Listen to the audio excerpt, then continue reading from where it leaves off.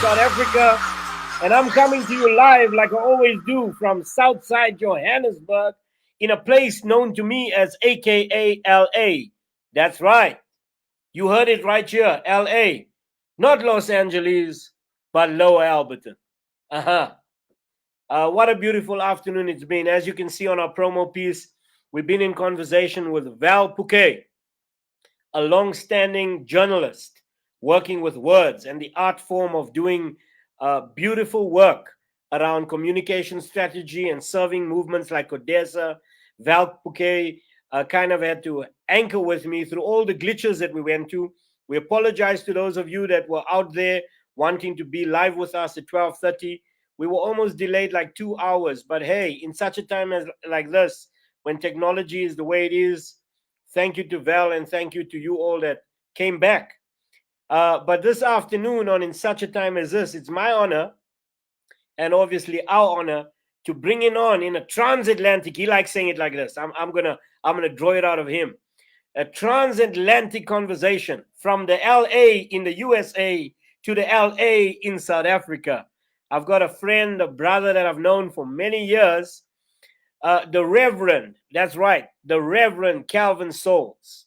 He emerges out of Southside Joburg as well, and that's what I'm looking forward to having in this time. He's from the township that we know as El Dorado Park, and some of his family members are still proudly anchoring in Kliptown and Klipspruit. So those of you that are out there and you got some friends and you want to share it, please share the post. It's like we're bringing him back home. He's been locked up in the USA for some many months. He likes coming over, to South Africa. But in such a time as this, we've got Kelvin Sauls. And ladies and gentlemen, he's just arrived in the virtual studio. So let me bring him on in. That's right. Here we go. Hey, Kelvin. What's up, man? Hey, I just landed in LA, man, Lower Alberton. But I'm not going to your house. I gotta check in with the family first. So I'm heading to Kliptown, Eldo's, Klipspruit, man. So I hope you have some nice grub for me tonight when I roll through to your place. Yeah. So Calvin, thanks for being here on the show with us today. I know you're looking so wide awake. I don't know what you did to look as friends. We are here in South African Standard Time, 4 p.m. He's up there in 7 a.m. Thank you for making the time to be on the show with us, man. How are you and the family doing? Hey, man, it's a pleasure, man. It's good to be with you. You're talking about LA in South Africa, man. I feel like I've been bamboozled, man. I'm like 20,000 miles away, man, in LA, and you are now telling me that there's a LA in South Africa. OMG, what's up with that, man? So, hey, I'm going to be demanding a refund. Let me just let you know that. I need to put the FBI on this thing because I didn't know that Lower Alberton was known as LA, man. Hey, I'm telling you, man. Welcome I'm coming to LA, bro. Yeah, welcome so to glad, LA. Glad to be here, man. From LA to LA, and just appreciate you and the work that you've done. Our long-standing relationship. Mentoring some of my nieces and cousins in the ministry that you've been doing with young people. And so this has been a long time coming. I'm glad we're able to connect. And, amidst the perilous and tumultuous time that we are in, as a result of COVID, we are staying safe and strong and continuing to work hard to make sure that the needs of our neighbors and our communities are met, as we navigate, COVID-19 and all that it has revealed, in so many ways on so many levels.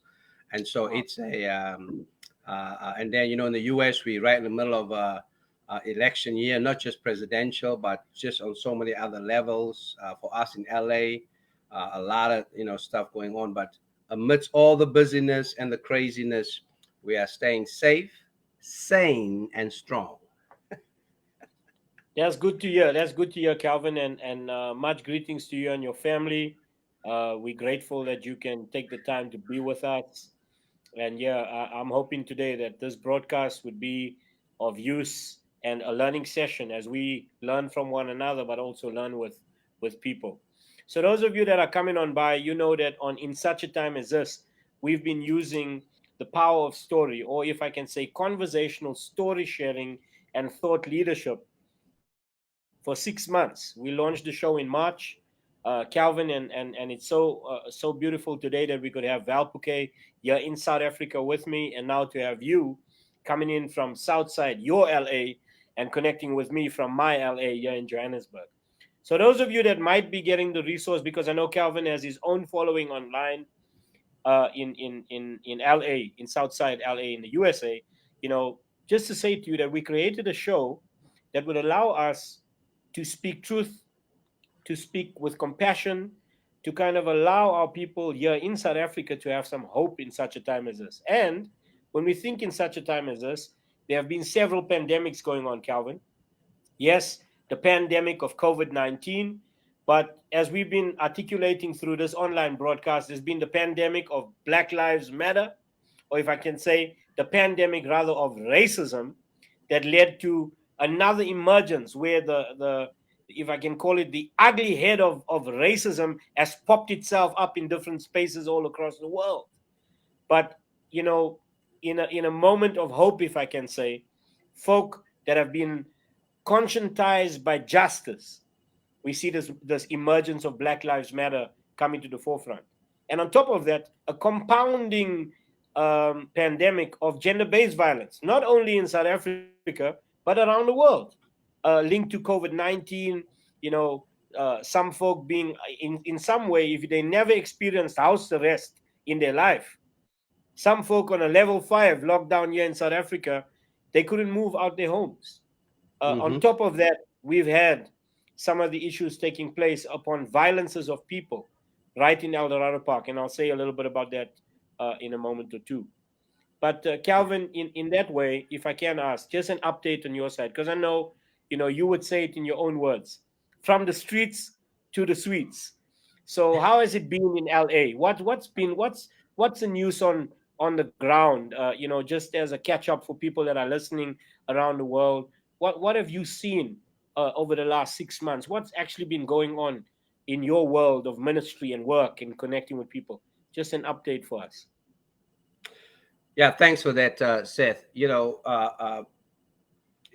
said it. I mean, COVID-19 has been very, very revelatory. It has revealed so many, ugly truths, and that's one word you use. That in such a time as this is about truth telling. That's very important because Scripture teaches us you will know the truth, and the truth will set you free. So that's, I think, critical. You mentioned the thing about compassion. So as we've been telling the truth, it has unleashed a deep sense of compassion amidst the destruction that COVID-19 has facilitated. And then I think the third word you mentioned is the word of hope. Certainly, COVID-19 has revealed, one, health inequity is real, in the United States of America. And the second thing that it revealed, of course, has been that the epidemic of racism as a byproduct of white supremacy is real in the United States of America. The third thing it has revealed for us is just as an integral part of all of that is just a huge challenge of police violence. And so, and the third one, this police violence one, has been one that a lot of us has paid a lot of attention to. But Black Lives Matter, has of course zoomed into that, and we've had three incredible leaders, Alicia, Opal, and Patrice. After the death of Trayvon Martin, just created a hashtag, and that hashtag now, has become a global movement around police violence. But for a lot of us, it's also dealing with community violence, around that. This month of October in the United States is Domestic Violence Awareness Month. because that is still a huge challenge for us here. So in South Africa, we don't necessarily call it gender-based violence, but domestic violence. But I think one can look at gender-based violence in the U.S., on a broad scale, because we are still dealing, with child trafficking. That is a form of gender-based violence, that takes place, but also domestic or intimate violence that takes place in the United States. And so it has really revealed, that the social and the economic setup in the United States has, from its beginning, I would say, since those four enslaved Africans arrived here in 1619, in August of 1619. Now we see how what they have been put through for 400 plus years continue to take place, and it has just evolved in so many ways. And so we can trace the policing system in the United States back to the slave catching, system that was put in place, then. When you read, the Constitution of the United States, which in my opinion is very outdated. I mean, people talk about it being so, but what was implied in that, in so many ways, when they talk about all men are created equal, for one, that's really a very sexist, a statement. But all men back in the day were all white men who owned land, right? So this country continues to figure out ways of, one, either how to slow down the inclusion of those who are not, white men. Okay, let me just say white Anglo-Saxon men at that. All right, and the push is for greater inclusivity. The push continues to be for greater equality, and the push continues to be for greater equity. COVID-19 has revealed that though we've come a long way, we still have a long way to go, around that. And so for us in Los Angeles, all of that now, are in the crossroads, as we deal with it. And it has really revealed Los Angeles. We call ourselves the city of angels, but I'm now Hmm. convinced, given what COVID-19 has revealed in this city, with its opulence, but also its poverty, it being a progressive city, but yet still being a city where we are still dealing with a lot of institutional racism, where we are dealing with, a sheriff in the county, that just has no, respect for the dignity of black and brown lives, for instance. Really, in so many ways, in the city of angels, I've concluded now that there are better angels and lesser angels. And the lesser angels looks just like me. And we are the ones, unfortunately, in, areas such as South Los Angeles, a beautiful area with beautiful people, cultural diversity, yet our zip code still determines the quality and the longevity of our lives. All Hmm. right, so really, post COVID, all the stuff was covered up nicely. You know, COVID has now taken the roof, blown the roof off of all of this. And my hope is, what I'm holding on to is, as people are craving to get back to normal, we've never had normal. We've never had normal. And so, when if we are to get back to a post-COVID, Los Angeles, a post-COVID United States, a post-COVID world, right?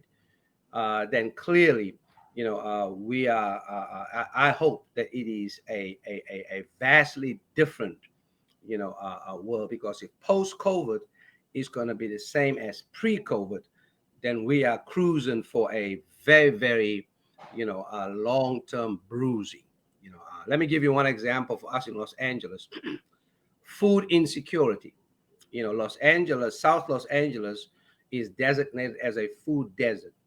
Wow. And so, So let me as let me with let me the just onset of COVID, let me just make that with clear. the I onset mean, of we COVID, if I may, Calvin, so we're yeah, talking about the USA, and those of us that are around the world. Like when I lived there in the States about, 11 years ago now, many folk would see of America what we get to see via news channels and so on. And so Those of you that are out there, the viewers that are watching right now, we are in studio with Kelvin Sauls, and he's kind of just giving us an update about his life in South LA, USA. And when this was mentioned to me, I kind of what I had to take a few steps back. But please pay attention to what he's about to say.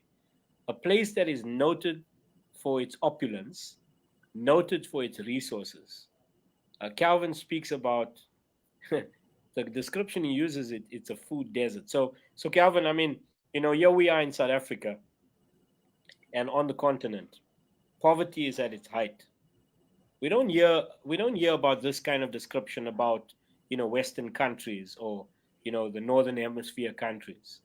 So yeah, I just want to make sure that as we're listening to you, that we're catching what you're saying, because that's important today. That here we are hearing from a leader, a community organizer, a pastor, a leader that has interacted with people, and I'm still going to get to his profile, but he's kind of just giving us the update.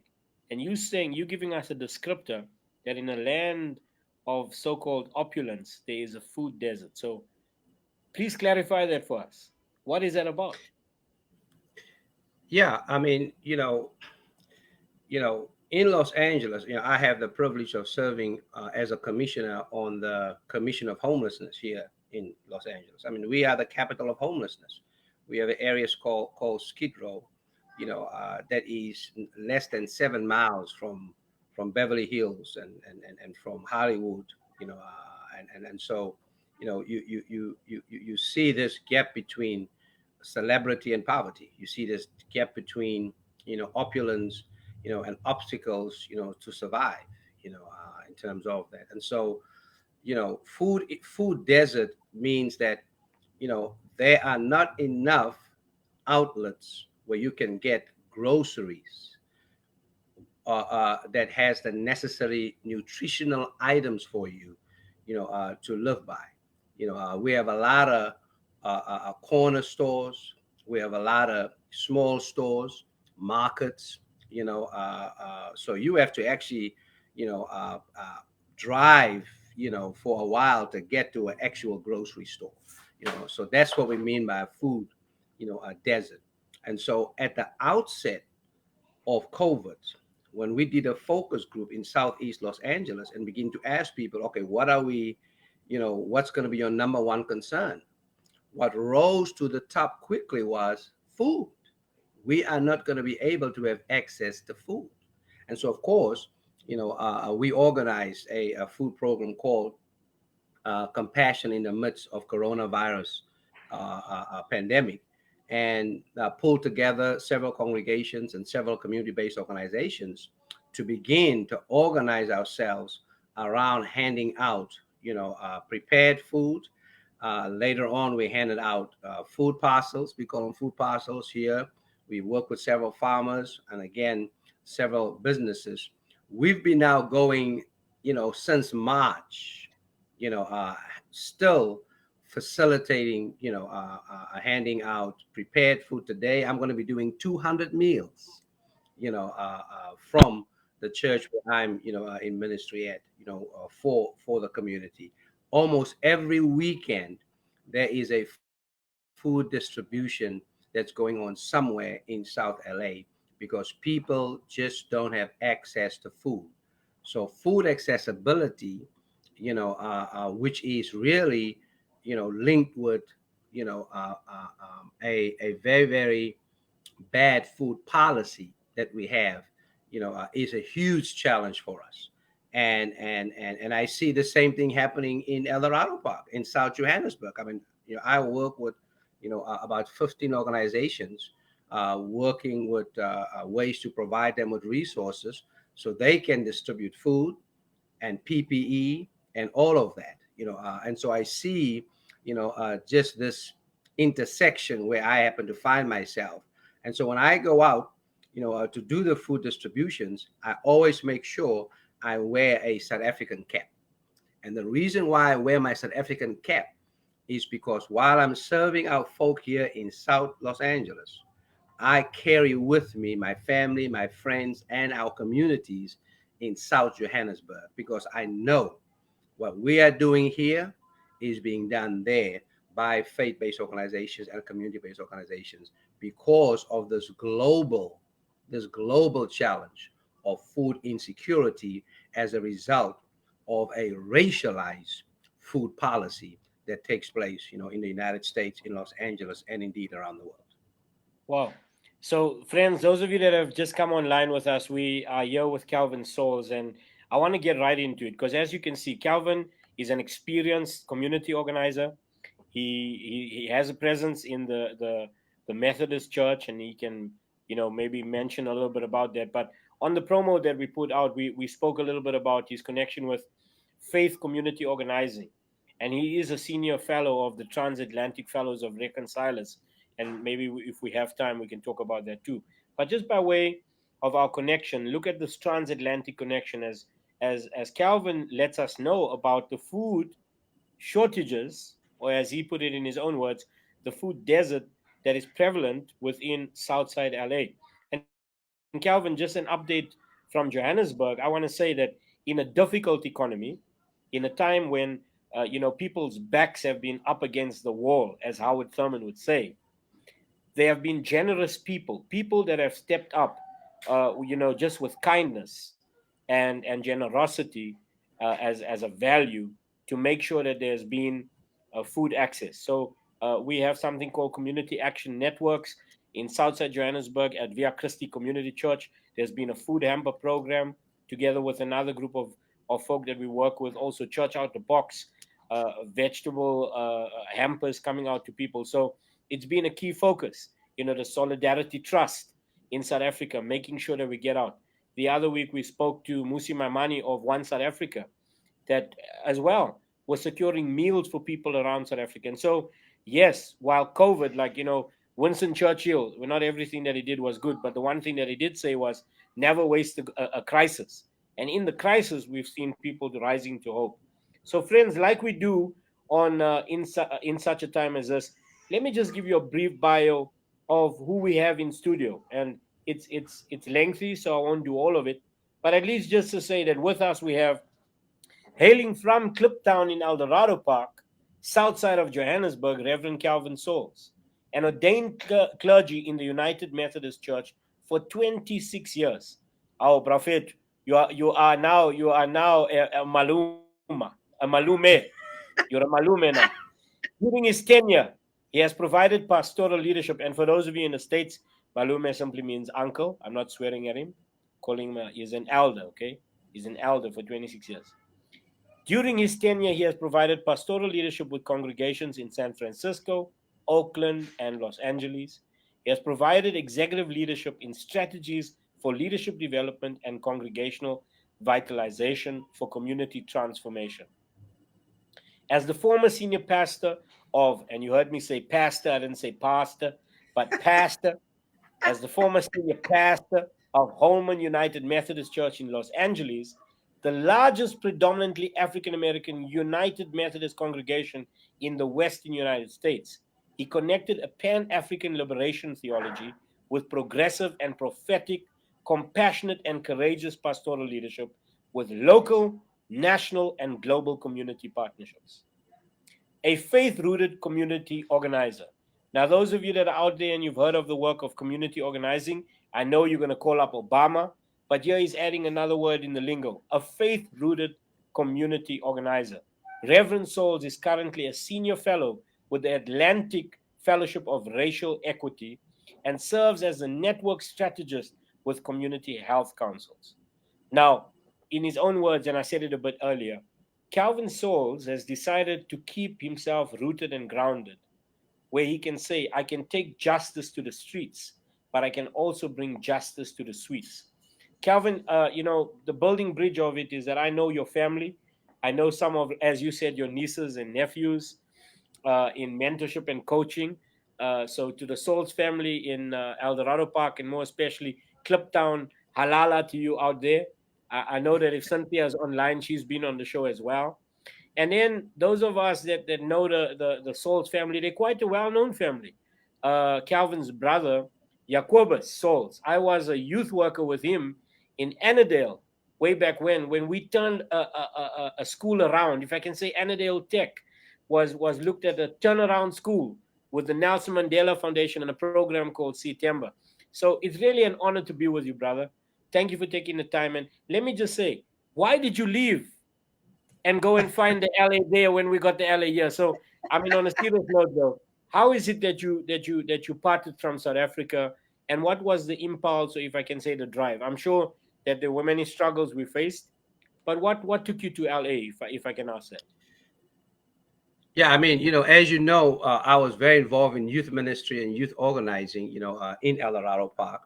And let me just, go back and say, the two of us share roots with Youth for Christ, and it was an action club that Glenn Matthews, who was from Lenasia, that Glenn Matthews had at our church, that was like, I've always had, even as a youth, organizer in South Africa, one foot in the community and one foot in the congregation.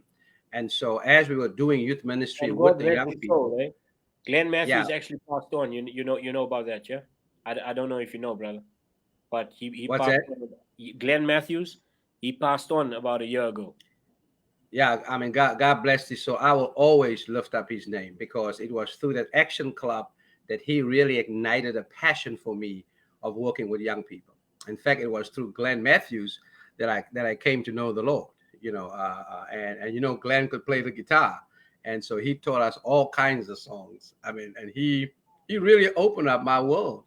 As a black, a youth, in El Dorado Park, to all that YFC had to offer. I mean, I was able to go to Hollisburg. I mean, we went on hikes, and I mean, so my whole world started opening up, under Glenn. And so, so I took all of that and brought it to my youth ministry and my youth organizing at our Methodist Church in El Dorado Park. And so, of course, that now moved me into a deep sense of consciousness of now understanding, what my role as a youth leader and a youth organizer was, in terms of what was happening in the country as it relates to apartheid. And so my ministry became, for the most part, a ministry of conscientization. How do we help young people have a critical analysis of what was going on in the country politically and socially? And through that consciousness, how now we can read scripture and how now we can engage in scripture.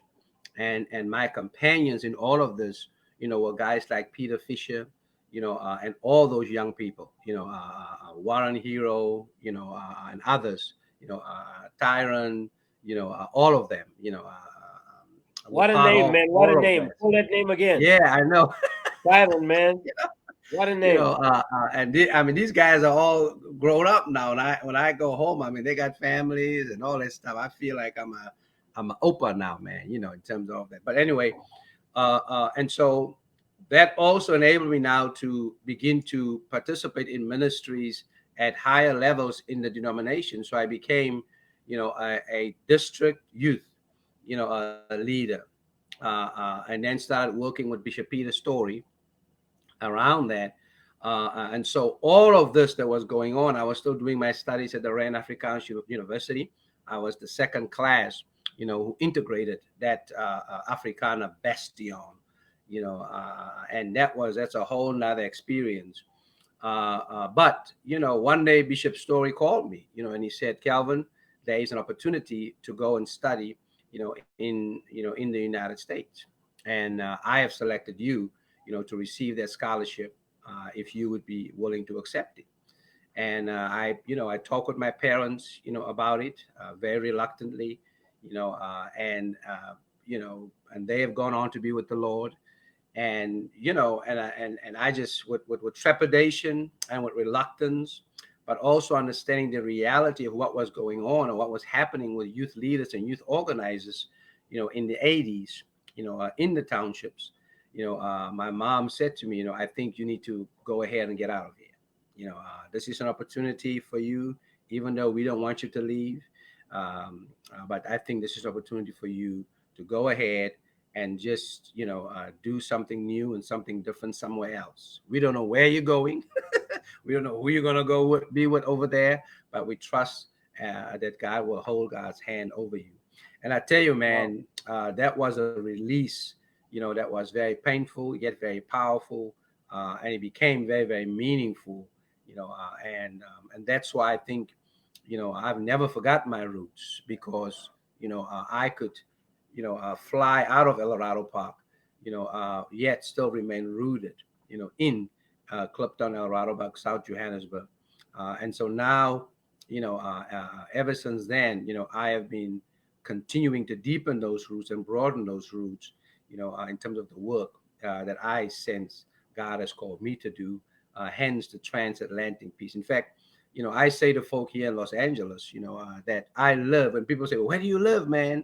I say I live at the intersection of South LA and South Joburg, because I'm telling you, man, while I'm here, I see people, I see street corners, I hear music, that if I close my eyes, man, it's almost like, I'm in South Joburg, I'm in Eldos, I'm in Cliptown or Soweto, around that. And both the painful and powerful experience about it is there are so many similarities in terms of the pain and the marginalization that people are experiencing. Yet in that, I also see the power that is in the resiliency and the hope of our people, to be overcomers and to continue, to face the rising sun and march on to victory. Thank you for taking that moment. I want to just add on to that. As you've listened, we kind of tapped in a little bit to the story already of Kelvin Sauls. And because of time, I want to move to this video. As you've listened, you kind of hear of this leader. We get behind the titles, we got behind the organizations, to the impulse, and we hear about names. We hear about Glenn Matthews, Peter Story, some of the names that he just mentioned, like Tyron. There's another name, Clayton Lilienfeld. How about if I Yeah. drop that one right there? And that would just tell you about people that have done youth work in South Africa. And I just want to say this, Kelvin, like the connection of youth work and justice in South Africa, and then what it did throughout the world. I mean, that organization of Youth for Christ has some connections today to this organization that I'm just about to profile, Heartlines, where your nephew, like I like to call him, Ephraim, Ephraim Sauls was mentoring and was being mentored and coached in some of our work.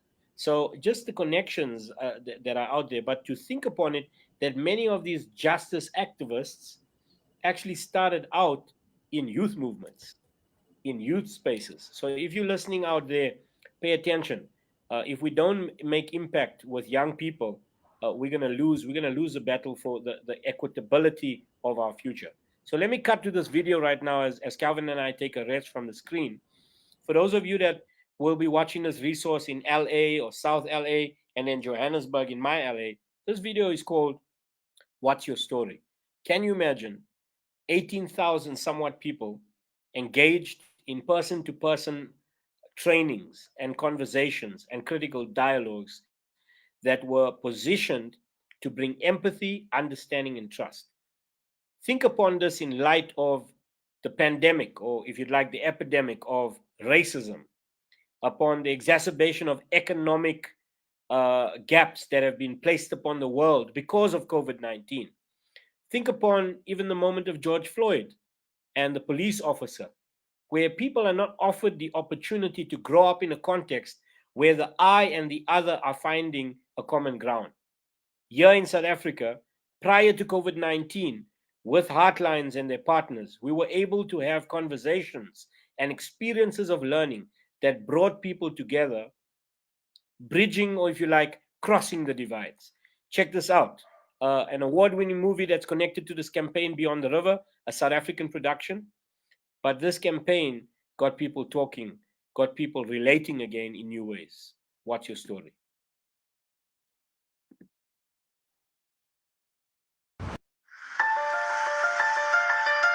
The world moves fast around us. Sometimes it feels like a blur. The world moves fast. We pass each other and make judgments of each other constantly. You're doing it right now, seeing this woman across the street. We cross and recross, but rarely connect. We struggle to understand each other, so we don't trust each other. I know your name, but I don't know who you are. You know my name, but do you know my story? What would help us see beyond our perceptions? Story. Our stories are what make us human. Stories have the power to overcome our perceptions. Sharing a story isn't hard. It's a simple human act, connecting us deeper to people we already know. Reach out, ask, invite, then listen. Truly listen. Stories have the power to overcome our perceptions. They help us understand. Ask, listen, tell. It's our way of building our nation. Heartlines has developed resources to help you on this journey. These resources will empower you to build understanding, trust, and reconciliation through personal storytelling. Imagine if we were part of a powerful wave of change, one story at a time. We all have a story to tell. What's your story?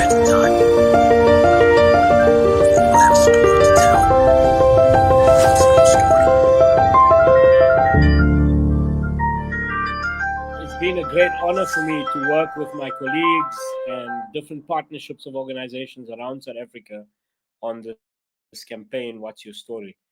In studio with me, I have colleague and friend, Reverend Kelvin Sauls, from my LA in Johannesburg to his US based LA in Southside Los Angeles. Here we have Calvin Sauls. In the moment prior to this, we had him just sharing a little bit about his own story. Calvin, thank you for letting us into the confidence of your story and how you come out of Joburg South and then carry on for the last 26 years thereabout as a minister, as a community activist. May I ask you, in light of the video we just uh, watched, how is it that you've seen the work of reconciliation take place in pretty much a divided LA, divided on grounds of race? I know that in this book, Divided by Faith, Michael Emerson and Christian Smith speak about the US as a racialized society. How have you done your work as a reconciler, as a person who's not just said, I want to be a peace broker, but a peacemaker? And how have you used your story to do that in different ways in such a time as this? Yeah, thanks for that. That's just a powerful piece. That I need to get a copy of that movie and watch it, man. But just to say, at the root or the heart of faith-rooted community organizing is story. That's very, very important. The principle that I've lived by has been, a Zulu phrase that says "sifula indiza," "sifula indiza," which really means roots and wings. What I've learned is that you can only fly as high as you can if you are rooted as deeply as you need to be rooted, in what it is that you have become. That has been very, very critical for me. In fact, when I was in Dayton, Ohio, while in seminary and working, on the west side of Dayton at the Wesley Community Center with a mentor of mine there, Bob Walker, um, we started a program for the children and young people of that, underprivileged, or let me say under-resourced community of West Dayton. And we call that program Sefula Indiza. And that program was supported by a white United Methodist Church called Christ United Methodist Church in Kellering, where another mentor of mine, Bob Hadley and his wife Judy were members. And so, we had volunteers come back and forth, around that. So that's just a critical piece. And the thing about story is critical for us. So what has guided me in the work that I've done that's directly connected to my roots is Sifulandiza, and the other one is the world phenomenon, of course, called Ubuntu, I am because you are, and because you are, therefore I am. So out of that, I have come up with my change theory around reconciliation and racial justice. And that change theory is when some otherize, right? We must, no, when some mobilize to otherize, we must organize to humanize. Let me say it again. When some mobilize to otherize, we must organize to humanize. Wow, I love that, man. Since the inception of this country, the modus operandi has been, let's other those who look different than us, who speak a different language, who has a different physique, right?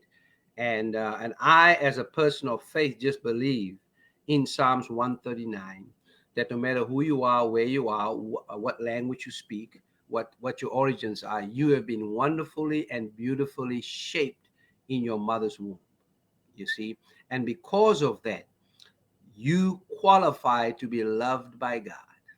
And because of that qualification, as you run into schemes and systems, both de jure and de facto, both organized and accidental, both intentional and you know, uh, uh, um, you know, that happens by the way. That you need to remember, right? That your dignity and your humanity is directly connected with the divinity that resides inside of you. That's how apartheid worked. I mean, apartheid otherized, black folk, and then further otherize us in this paternalistic system. You see that we are still recovering from, in terms of all of the racial categorizations. All, you know, based on who is non-white, right? And so, my story around Roots and Wings, my story around Ubuntu directly informs what I do here on a daily basis. I go out to hand out food to humanize people. I fight for justice to humanize people. I preach prophetic to humanize people. And so, as a result of that, I believe in God's, you know, uh, uh, uh, uh, uh, God's radical grace that is inclusive of everybody. And I don't ever say over that. All I have to do is just enjoy God's diversity and God's beauty as it comes to me through so many, different people, so many different languages and cultures. I mean, for me, diversity is the blessing, that provides us with a port of entry into a glimpse of who this awesome God is, right? Wow. And that's all that stems all from my roots, and how I understand myself to be, as a Black South African. Man, I'm loving it, man. Sifula Indisa, Roots and Wings. We're going to cut to a video right now, which is a little bit of a surprise for Calvin. He mentioned already the reality of Ubuntu. There's no one other than I know who kind of has utilized it as well as Bishop Tutu. And it is Bishop Tutu's 89th birthday. So tonight is the peace lecture that is being anchored by the Desmond Tutu and Leah Tutu Foundation that happens here in South Africa at 7 p.m. Please check that out. But let's catch a word from our own Bishop Tutu, and as we do that right now, let's just enter into that space of thinking upon heritage and well-being. And as Tutu speaks, Calvin and I will take a moment, which will be our final moments, on some thought leadership in such a time as this. Check this video out, everybody. Africa is the birthplace of Ubuntu, the ancient spirituality of humanity's oneness with our Creator, the other, and nature. Together with humanity's team, I dream of a new world and a new humanity, a humanity that expresses ubuntu.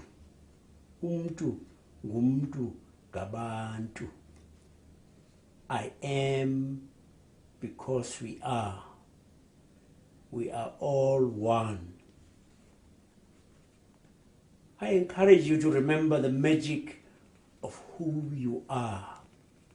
Live to your highest potential and see the potential in others. To celebrate the wonder of our diversity, and most importantly, to go and be who you are. This is our common legacy.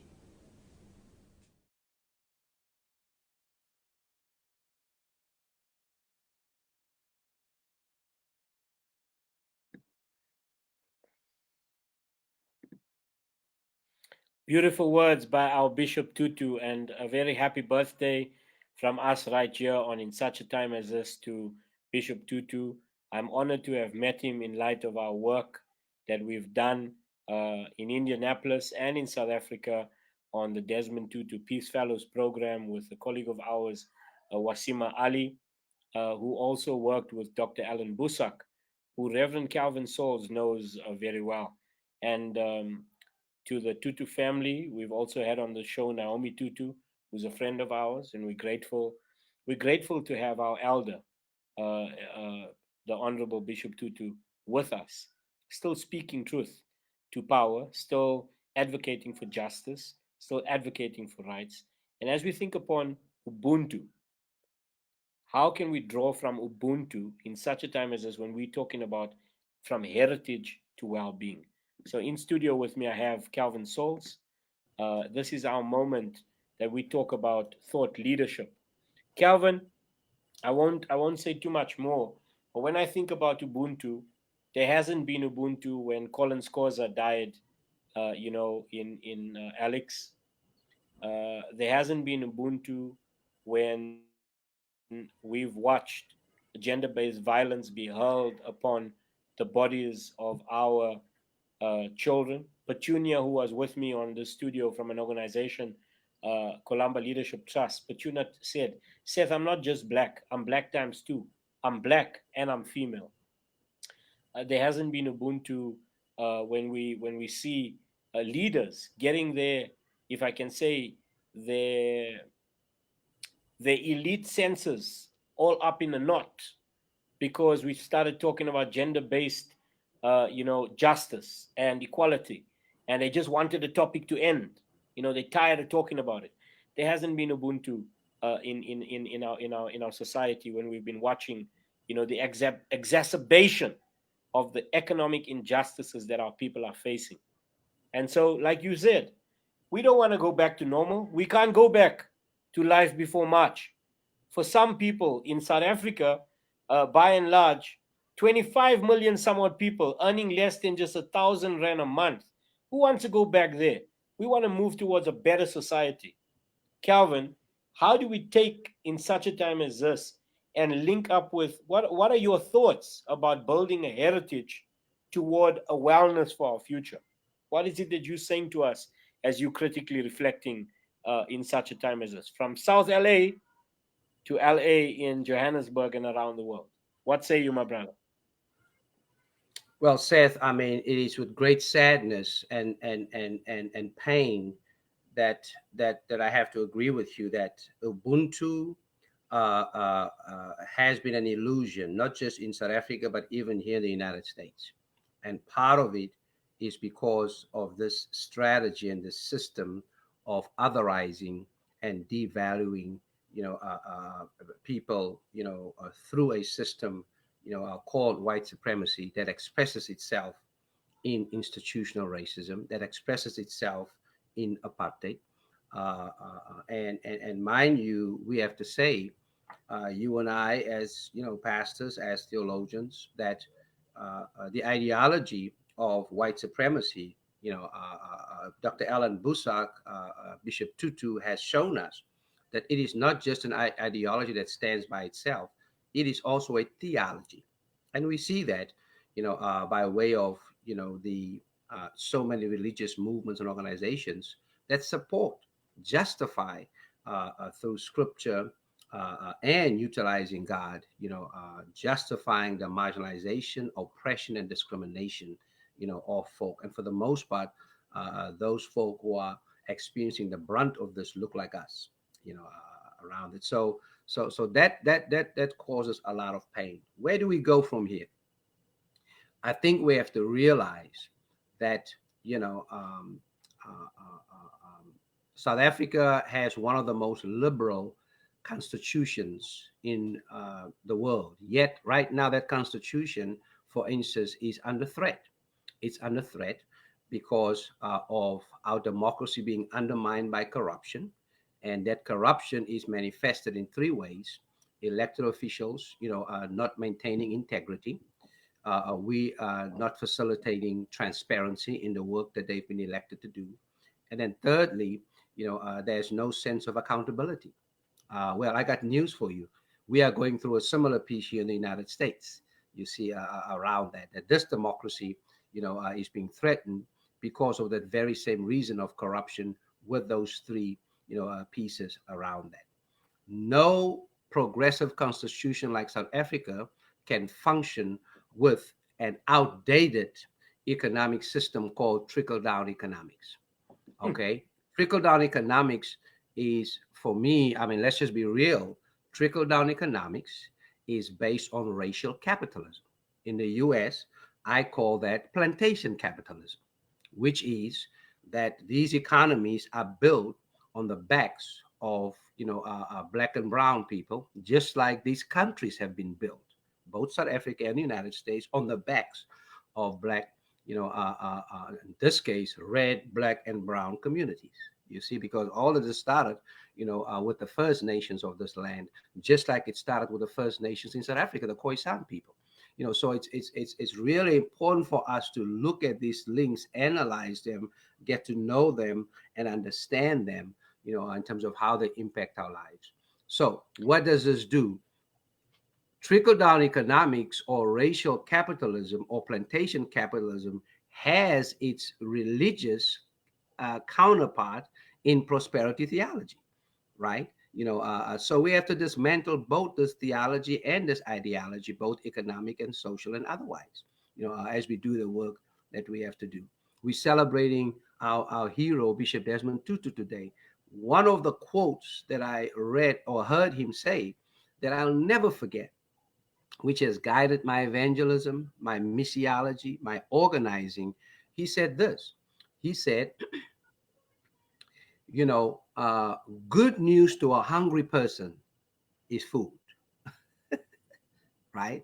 In other words, I cannot come onto a scene and assume that I know the good news of a person without analyzing their situation, getting to understand their story, what they're about, and with this innate acceptance that they are created in God's image. You see, and so that's I think what we need to get back to is not assume that our good news is good news for others, but to really see how we can ask, you see, what people's bad news are, get to know and understand it, and then in relation to that bad news, discern with them what is good news for them. So this whole thing about story is very, very powerful because it invites us to listen, it invites us to learn, and it invites us to leverage the assets that's already with these individuals, with these communities, to see how we can facilitate empowerment and upliftment as we do what we need to do. So, lastly, what I want to say is where do we go from here?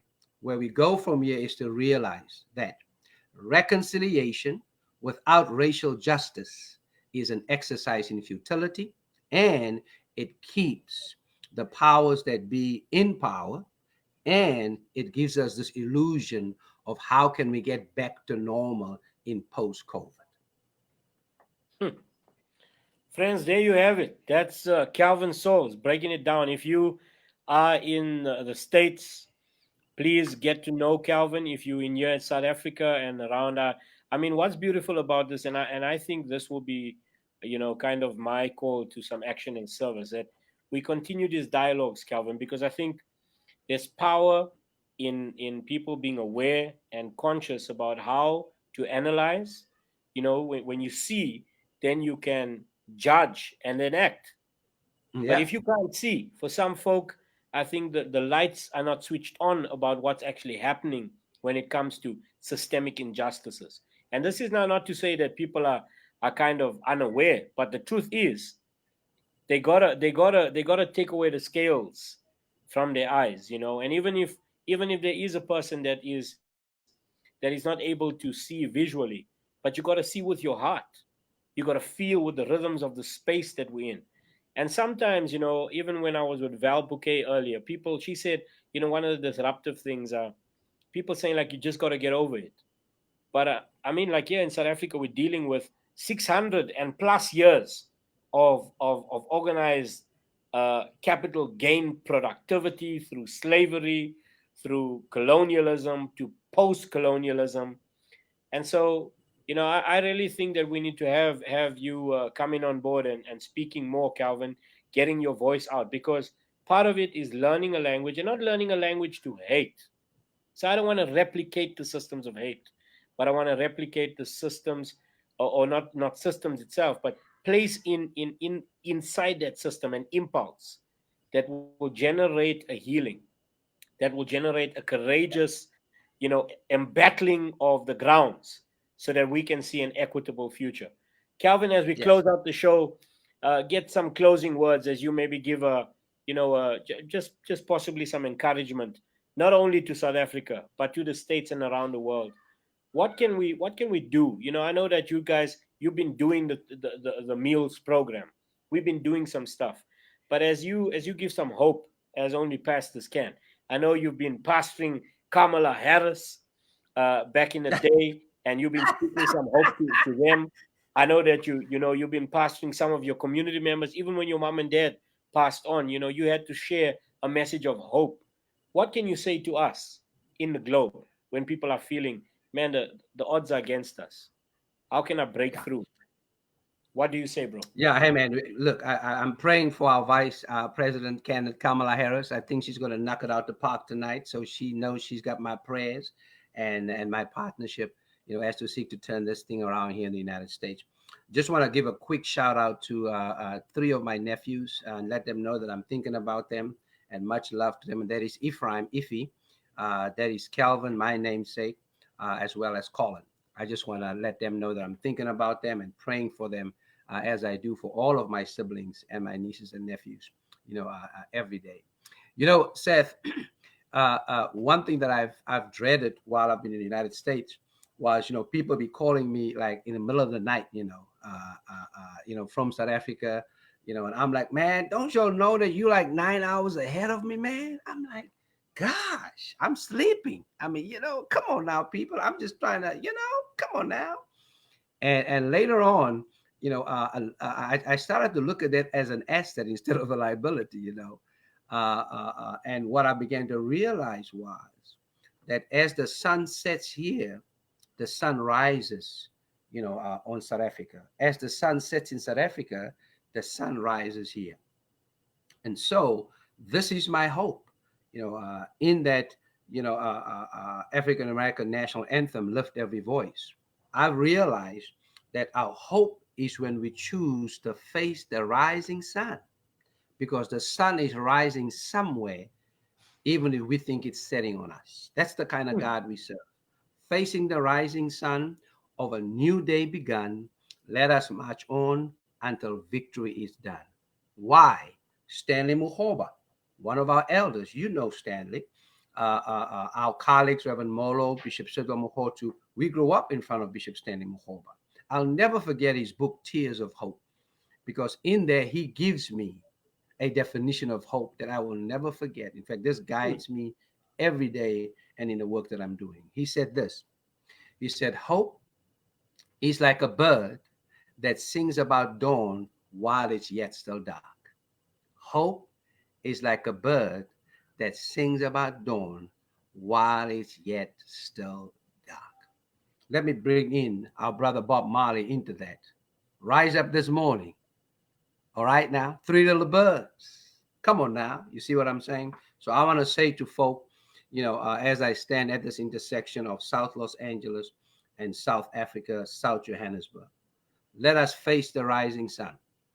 The birds, as whenever you hear a bird sing, know that that's giving notice to any racist, to any white supremacist, that's giving notice to any abuser, to any violator, to letting them know that the singing of that bird reminds me that one day I'm going to be able to celebrate my freedom and my liberation from your abuse, from your bigotry, from your racism, from your sexism, from your homophobia, whatever it is that you've conjured up in your mind to dehumanize me.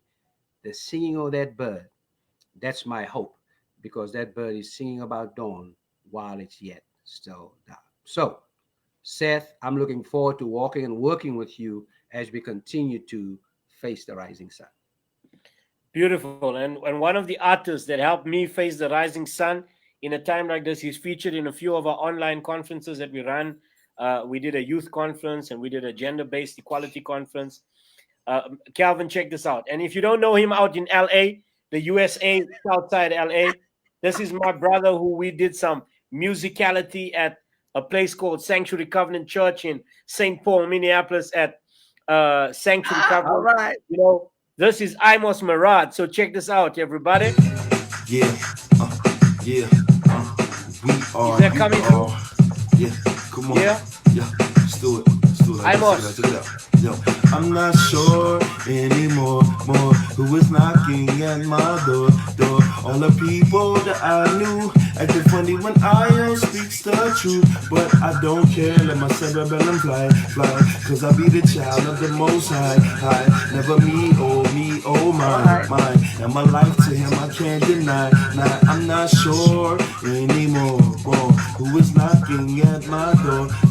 All the people that I knew acting funny when I speaks the truth, but I don't care. Let my cerebellum fly, cause I be the child of the Most High. Never me, oh my.